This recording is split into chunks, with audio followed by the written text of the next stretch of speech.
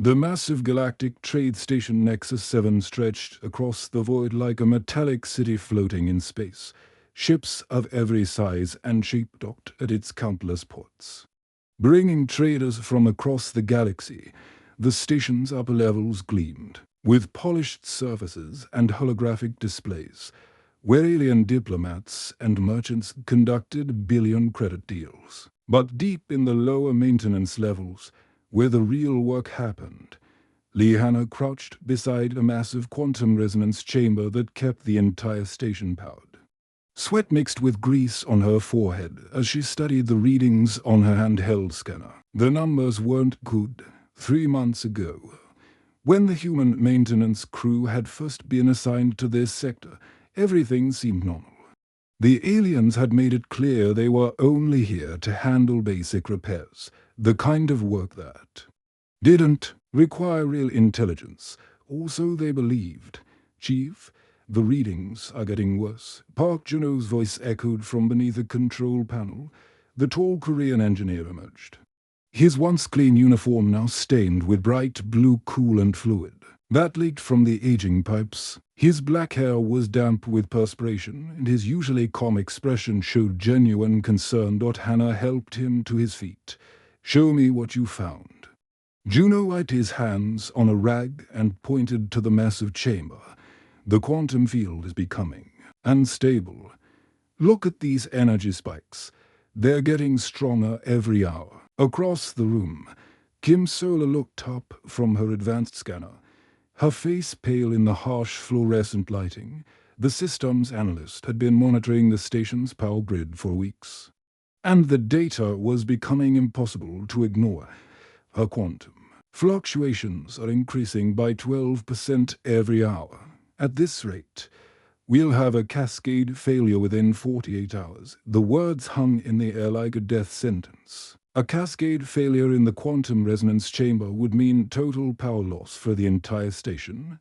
Without power, the artificial gravity would fail, life support would shut down, and the magnetic shields protecting them from cosmic radiation would collapse. Thousands of beings from dozens of species would die in the cold vacuum of space. Hannah felt the weight of responsibility pressing down on her shoulders. She'd been an engineer for 15 years, working on everything from lunar mining stations to deep space exploration vessels. But this was different. This wasn't just about fixing a machine. It was about saving lives.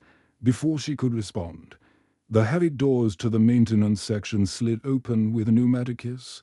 Commander Thexel entered, his sleek blue scales catching the light as he moved. The Vortex station administrator stood nearly 8 feet tall, his reptilian features expressing the same arrogance that Hannah had grown accustomed to over the past months. "What is this disturbance?" Thexel's voice carried the authority of someone who had never been questioned. His yellow eyes scanned the human crew with barely concealed disdain.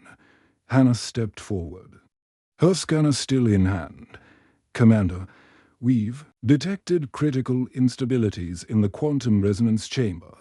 The power core is failing, and we need to begin emergency repairs immediately." The alien commander's head tilted slightly, and a sound that might have been laughter emerged from his throat. "Primitive human instruments cannot comprehend our advanced technology. Your species has been in space for what?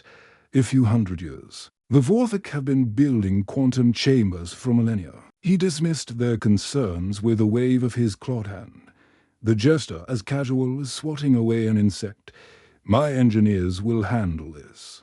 Return to your assigned duties, cleaning air filters and replacing light panels." Hannah clenched her jaw, feeling the familiar frustration that came with being underestimated. She'd learned over the months that arguing with the aliens only made them more dismissive. Humans were seen as the newcomers, the primitive species that had barely crawled out of their own solar system. Every suggestion they made was met with condescension. Every observation dismissed as the naive concerns of an inferior race. "With respect, Commander," Juno said, stepping beside his chief, "the quantum field readings are showing patterns that suggest imminent failure. Perhaps we could work together, silence. Vexler's voice cut through the air like a blade. Do not presume to understand technology beyond your comprehension, as if summoned by his words. The Vorthok repair team arrived through the maintenance corridors, 6 tall. Blue-scaled engineers entered carrying gleaming tools that hummed with energy. Their equipment looked like it belonged in a museum of advanced technology, all smooth curves and pulsing lights. They moved with the confident stride of beings who had never encountered a problem they couldn't solve. The lead engineer, wearing additional rank insignia on his scaled chest, approached the quantum chamber with theatrical confidence. This primitive malfunction will be corrected within the hour, he announced, his voice carrying to every corner of the maintenance bay. Hannah watched as the Vorthok team began their work, their tools creating patterns of light as they scanned the chamber. Their movements were precise and rehearsed, like a dance they had performed countless times. But something in their approach bothered her. They were treating the chamber like a perfect machine, running diagnostics on the quantum field itself, without considering the physical infrastructure that supported it. She exchanged glances with her crew. Sola was frowning at her scanner. Juno was studying the structural supports with concern, and she could see the same thought in their eyes that was forming in her own mind. The aliens were looking at this all wrong, but for now, all they could do was watch and wait, hoping that the Vorthok's confidence was justified. The clock was ticking, and 48 hours suddenly seemed like no time at all. 12 hours had passed since the Vorthok repair team had confidently entered the quantum resonance chamber. The maintenance bay buzzed with tension as alien engineers worked frantically with their advanced tools. The hum of quantum scanners filled the air, accompanied by the occasional spark of energy discharge as the Vorthok attempted increasingly desperate repairs. Liana watched from a distance, arms crossed as she observed the alien team's growing frustration. Their once pristine blue scales had dulled to a sickly gray color, and their movements had lost the confident precision they displayed earlier. The lead engineer's hands trembled as he recalibrated his instruments for the 7th time in an hour. Commander Vexel paced back and forth behind his team, his yellow eyes darting between the redouts and the chamber itself. The arrogance that had defined his earlier interactions with the humans had been replaced by something Hannah had never seen from him before: fear, real, genuine terror at the prospect of failure. Status report, Vexel demanded, his voice carrying none of its usual authority. The lead Vorthok engineer straightened, his scales pale with exhaustion. Commander, we have attempted 17 different quantum field stabilization protocols. Each one has failed to address the core instability. The resonance patterns are becoming more chaotic by the hour. Hannah glanced at her wrist display. The numbers confirmed what she already knew. They were running out of time. The quantum fluctuations had increased another 15% since the Vorthok team had begun their work. At this rate, they had less than 36 hours before total system failure. The alien engineer continued his report, his voice heavy with defeat. The quantum matrix is beyond repair. We must evacuate the station immediately. The words hit the maintenance bay like a physical blow round them. Other alien species who had been monitoring the situation began to murmur among themselves. The crystalline Caliph chimed in harmonics of distress, while the insectoid Zeftai clicked their mandibles in agitation. But Choi Minho, the youngest member of Hannah's crew, was shaking his head. The 24-year-old engineer had been quietly monitoring the Vorthok's work from his position near the secondary control panel. His tablet displayed readings that told a very different story from what the aliens were seeing. Chief, Minho said, his voice cutting through the chaos, I've been monitoring their work for the past 12 hours. They're treating this like a software problem. But look at these stress fractures in the primary housing. Hannah moved quickly to Minho's side, her boots echoing on the metal floor. The young engineer had always possessed an eye for details that others missed, a talent that had made him invaluable despite his youth. His tablet showed a three-dimensional scan of the quantum chamber, with red indicators highlighting areas of structural weakness. "See these patterns?" Minho pointed to the display. "The Vorthik keep trying to adjust the quantum field parameters, but they're ignoring the physical infrastructure. The chamber housing is literally falling apart." Hannah studied the data, her engineer's mind quickly processing the implications. The stress fractures weren't random. They formed a pattern that suggested systematic failure of the mounting system. "You're absolutely right. This isn't about the quantum field at all." Commander Thexel, overhearing their conversation, approached with his usual dismissive attitude. "Human speculation will not solve this crisis.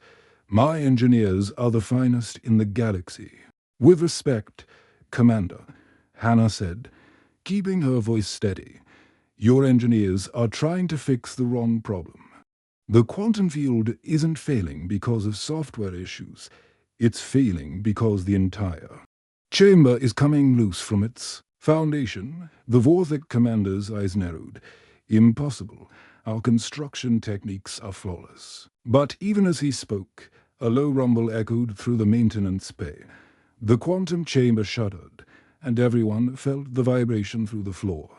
The mounting brackets that held the massive device in place were clearly under stress. As the alien crews began debating evacuation procedures, arguing in a dozen different languages about logistics and protocols, Hannah made a decision. She gathered her team in a corner of the maintenance bay, away from the chaos. "We can't wait for them to figure this out," she told Park Jun-ho, Kim Sola, and Choi Min-ho, "if we're right about this. We need to get a closer look at the chamber's foundation." That night, while the alien crews continued their heated discussions about evacuation routes and emergency protocols, Hannah led her team into the restricted lower levels of the station. The corridors here were narrow and poorly lit, designed for maintenance access rather than comfort. Emergency lighting cast eerie shadows on the walls as they made their way toward the chamber's support structure. The access shafts weren't designed for a large species, Hannah explained, as they approached a maintenance tunnel barely 3 feet in diameter. That's why none of the alien crews have been able to get close enough to examine the foundation. Yoon Dami, the smallest member of their team, stepped forward without hesitation. At just over 5 feet tall and weighing barely 100 pounds, she was the only one who could fit through the tight space. Her compact frame and fearless attitude made her perfect for jobs that others couldn't handle. "I've got this, Chief," Donnie said, securing a headlamp and communication device. "Just guide me through the schematics." She squeezed into the maintenance shaft, her voice echoing strangely in the confined space. The tunnel led directly to the chamber's core housing, bypassing all the external systems that the Vorthik had been focusing on as she crawled through the narrow passage.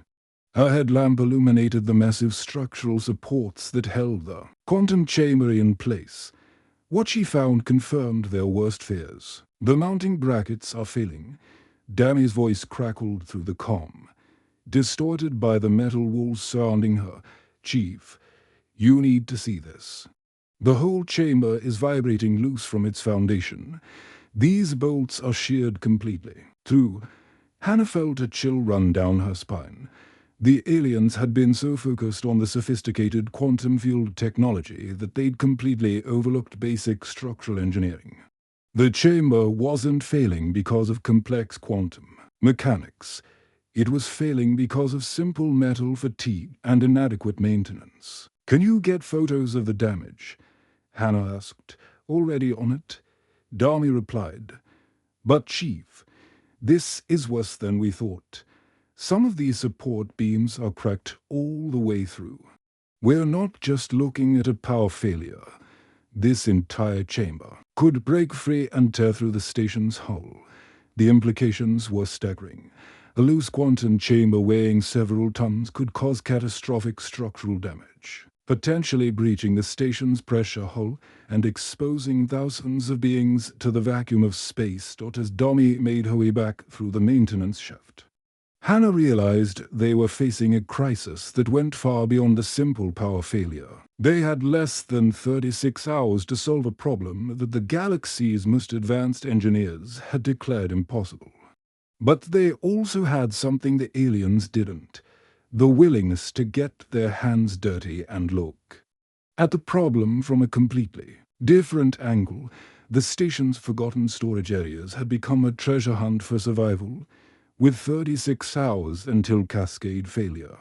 Liana and her team scoured through decades of discarded materials in the lower cargo bays. The air was thick with dust and the smell of old metal, but they couldn't afford to be picky about working conditions.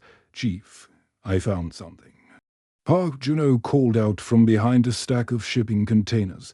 He emerged carrying sheets of titanium steel, composite that had been marked for recycling. The metal was scarred and dented, but still structurally sound.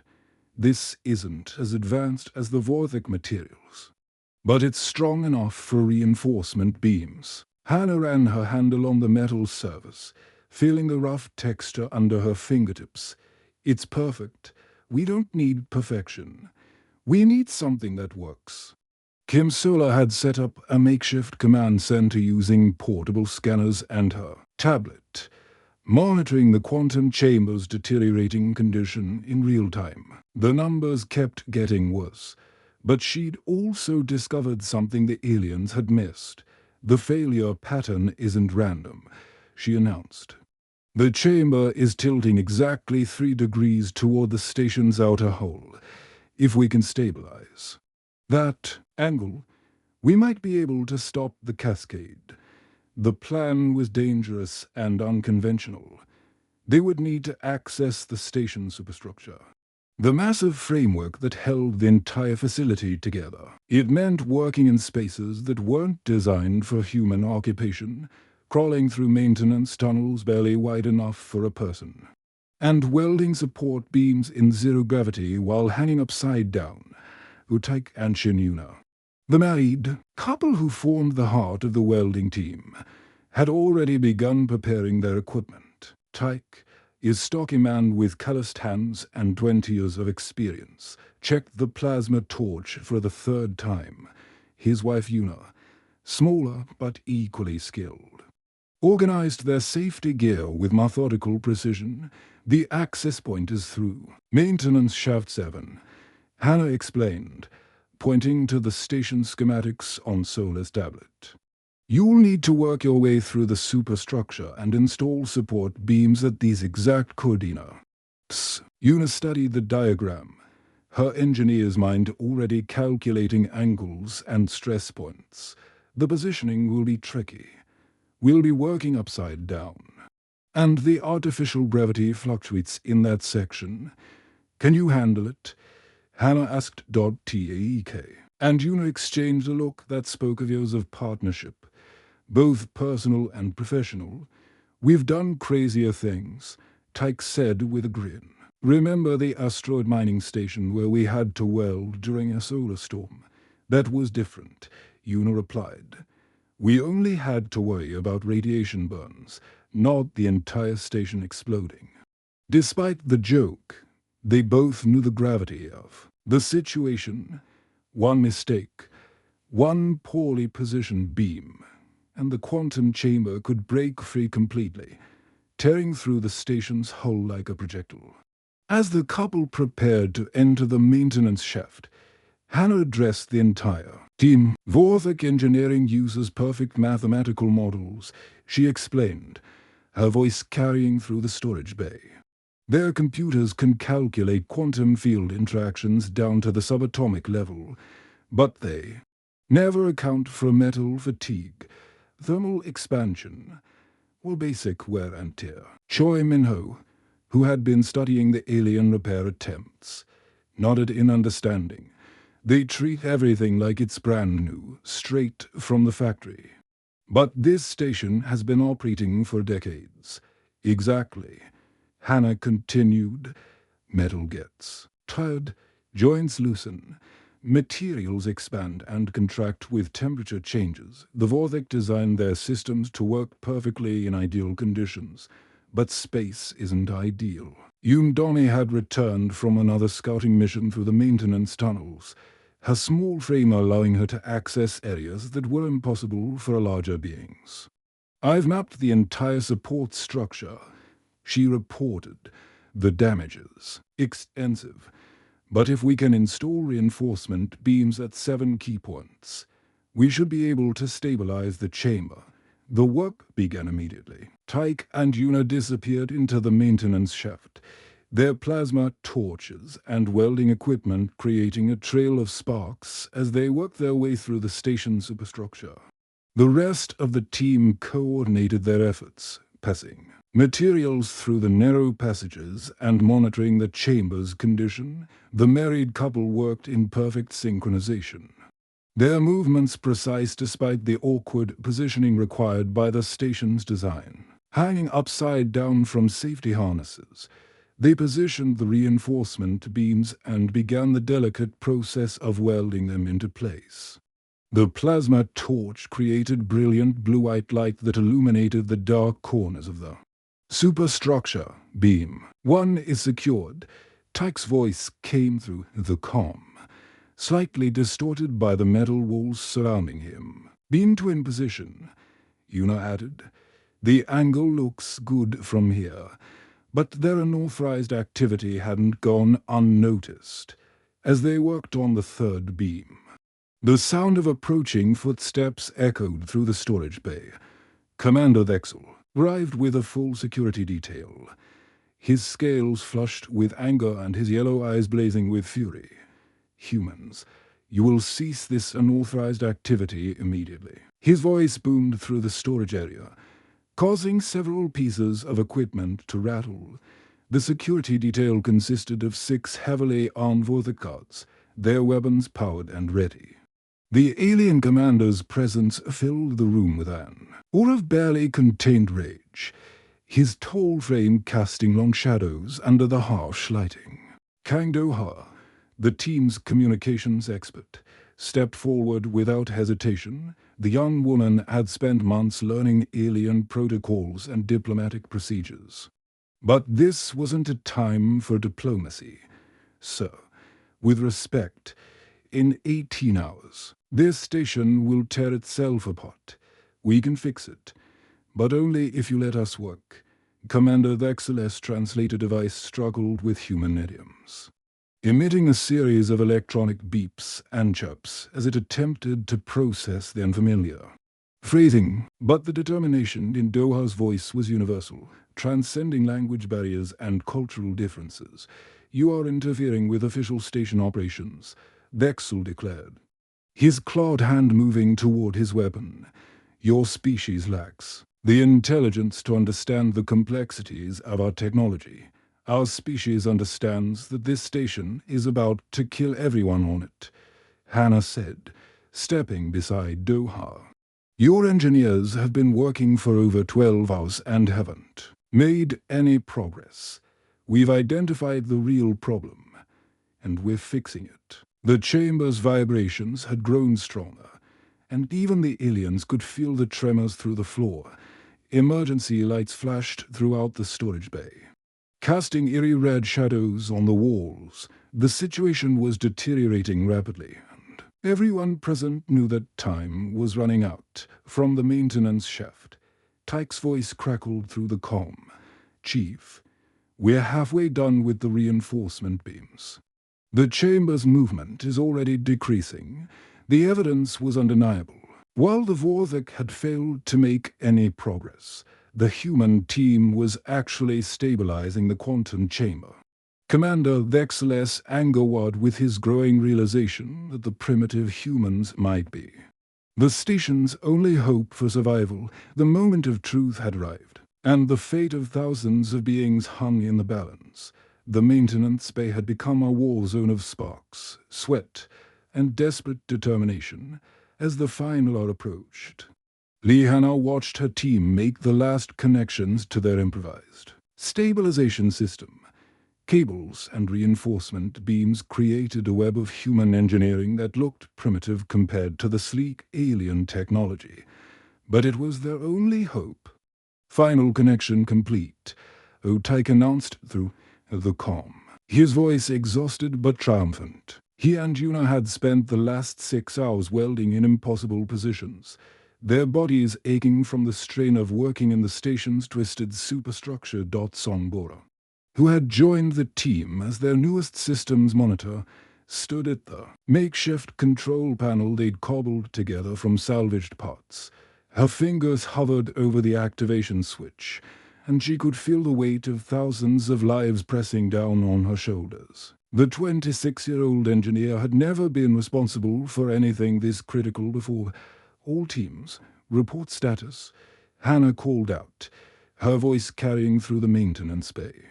Reinforcement beam secured and holding, Yuna reported.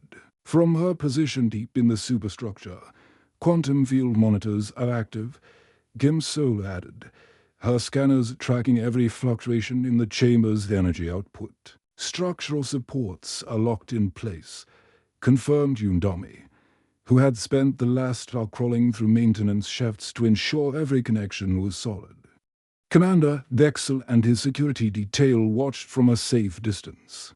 Their weapons lowered but ready. The alien commander's scales had shifted from angry red to a nervous gray, and his yellow eyes darted between the humans and their jury-rigged equipment round the maintenance bay. Representatives from a dozen alien species had gathered, drawn by rumors that the primitive humans might actually succeed where the galaxy's finest engineers had failed. Activating stabilization system in 3, 2, 1. Bora's finger pressed the switch. The effect was immediate and dramatic. The quantum resonance chamber, which had been shuddering and vibrating for days, suddenly lurched as the human-built reinforcement system engaged. For a terrifying moment, it seemed like the entire structure might collapse. The chamber tilted, groaned, and then slowly began to settle. Emergency alarms that had been blaring throughout the station gradually fell silent.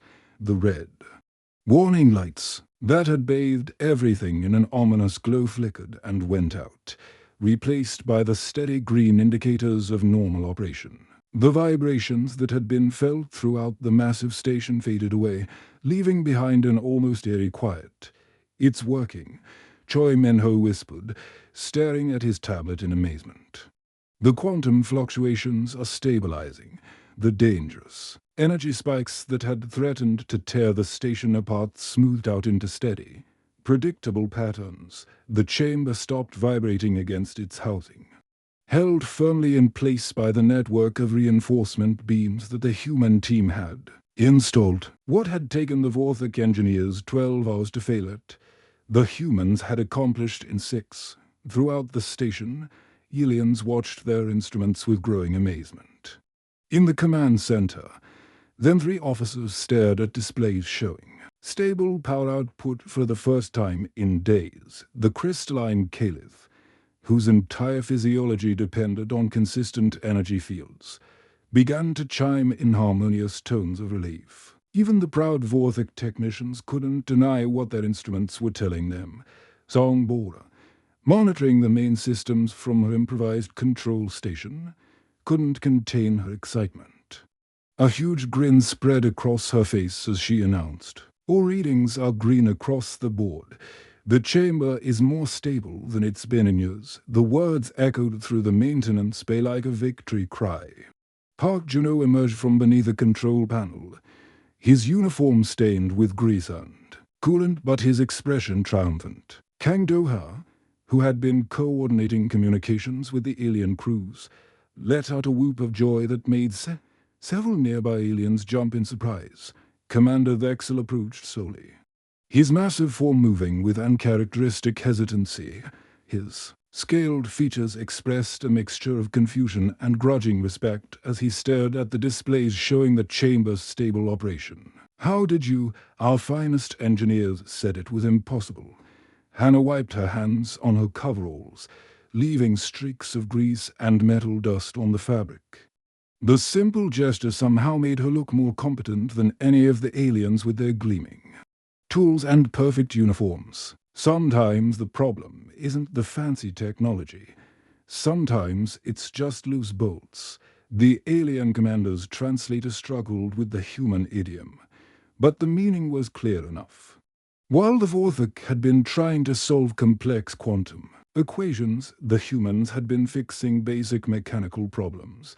But your methods are so primitive, Vexel said, his voice carrying a note of bewilderment. Primitive, maybe, Hannah replied, but effective. We don't need to understand how the quantum field works to know that a loose bolt can cause problems.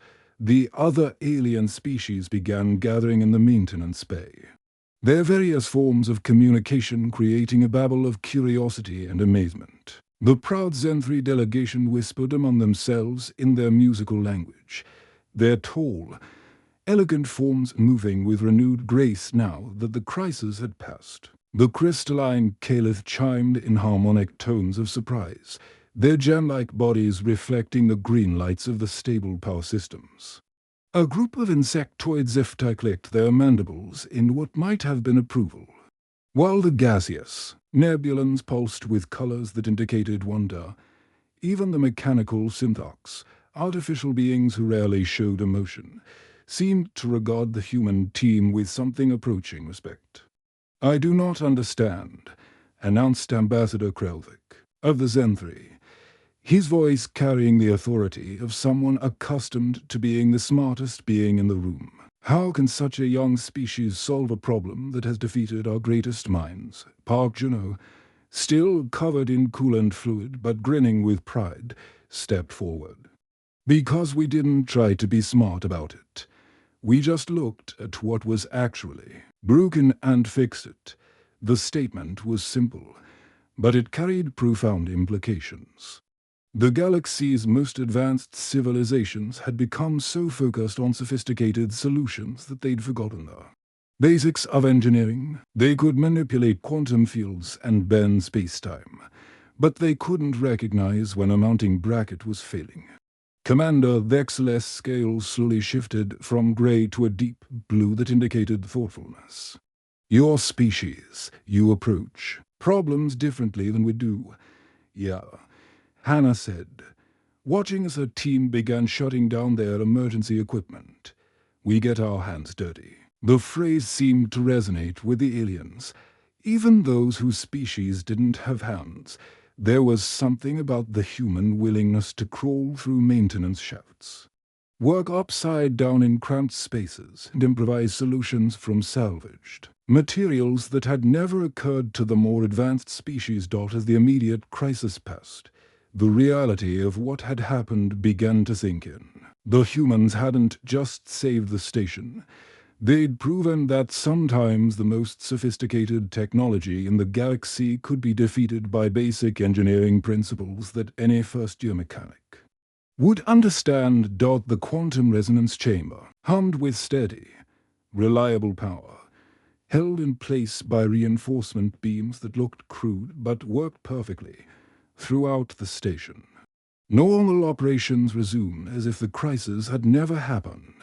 But in the maintenance bay, surrounded by aliens who had dismissed them as primitive, the human crew had demonstrated that intelligence wasn't always about having the most advanced tools. Sometimes it was about knowing when to use a wrench instead of a quantum scanner. 3 weeks had passed since the quantum resonance chamber crisis, and the maintenance bay that had once been a forgotten corner of Nexus 7 had transformed into the most visited section of the station. The cramped workspace had been expanded, with gleaming new equipment installed alongside the humans' improvised tools. But the biggest change wasn't in the technology.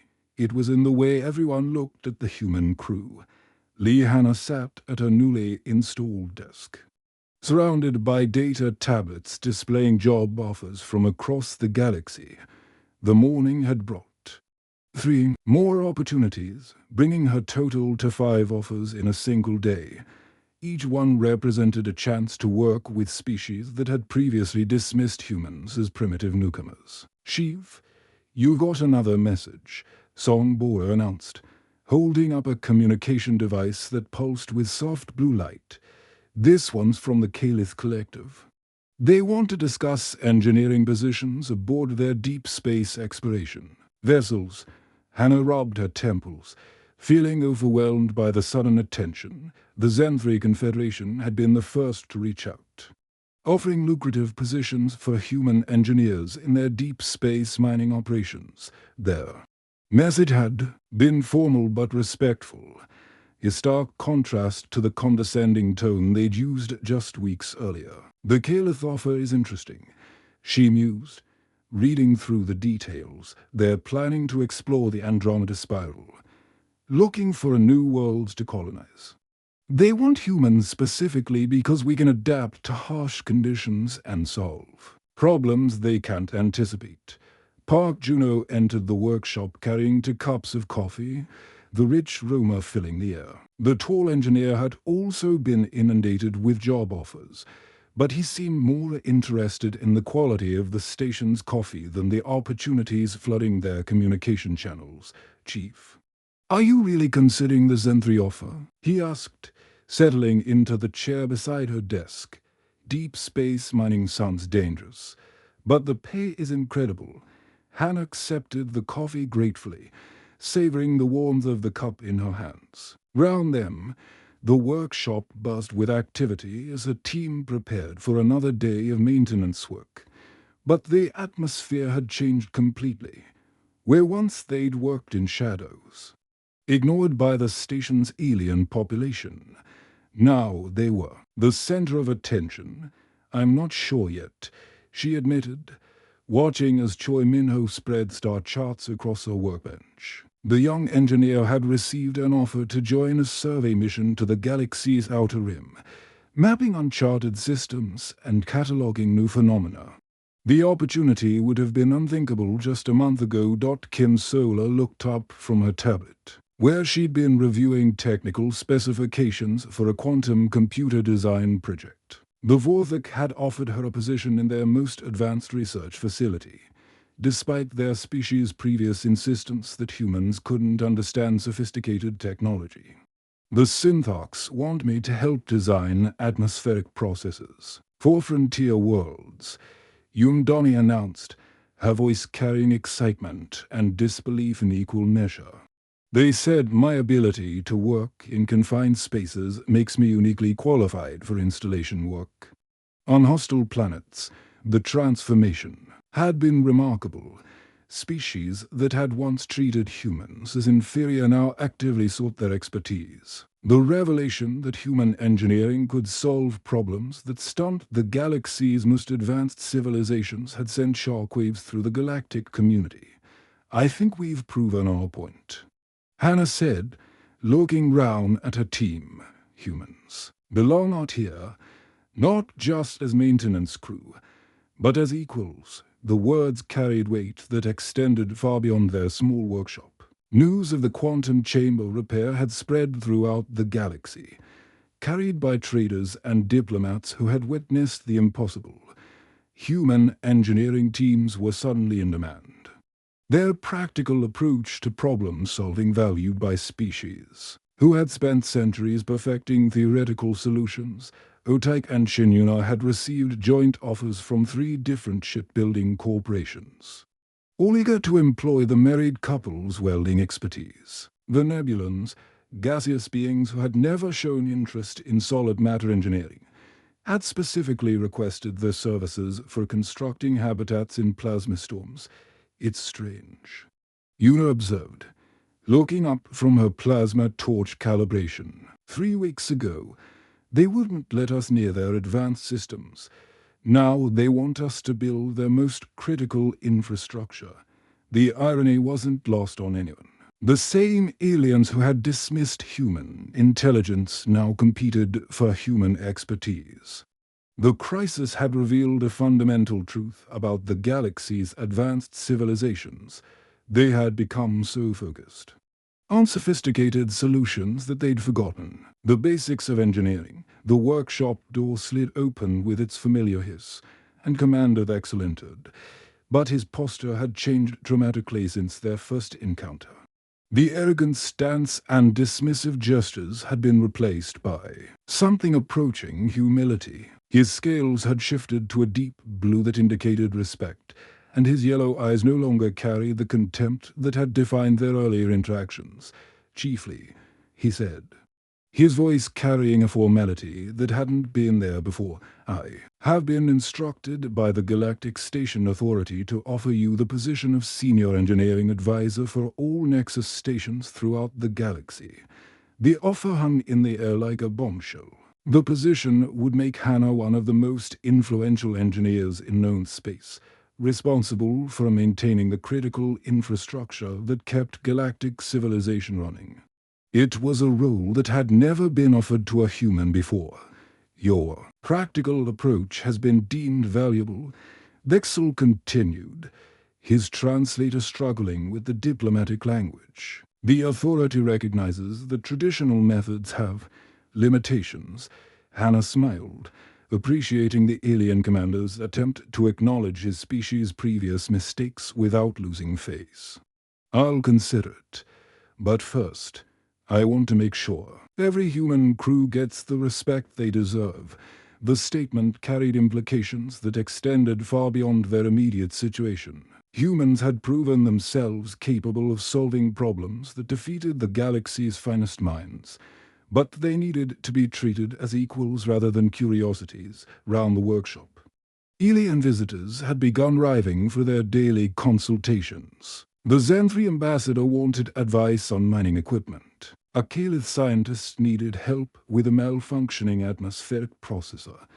Even the proud Synthox had sent a delegation to learn about human maintenance techniques. "Chief," Kang Doha called out, gesturing toward the growing crowd of aliens waiting outside the workshop. "We have 17 consultation requests for today, and it's not even noon yet." The transformation was complete. The human maintenance crew had become the most sought-after engineering team in the galaxy. They were no longer the species that cleaned up after others. They were the ones others called when the impossible needed to be done. As the station continued its daily operations above them, with thousands of beings from dozens of species conducting their business in the gleaming upper levels, the humble maintenance workshop had become the heart of galactic engineering. The humans had proven that sometimes the most advanced solutions came from those who weren't afraid to get their hands dirty and solve problems the old-fashioned way. The galaxy had learned a valuable lesson about the difference between sophistication and effectiveness, and in the process, humanity had earned its place among the stars as equals rather than newcomers. The quantum resonance chamber hummed with steady power, held in place by reinforcement beams that looked crude but worked perfectly. It served as a constant reminder that the most important engineering principle wasn't about having the most advanced technology. It was about understanding how things actually worked. The end.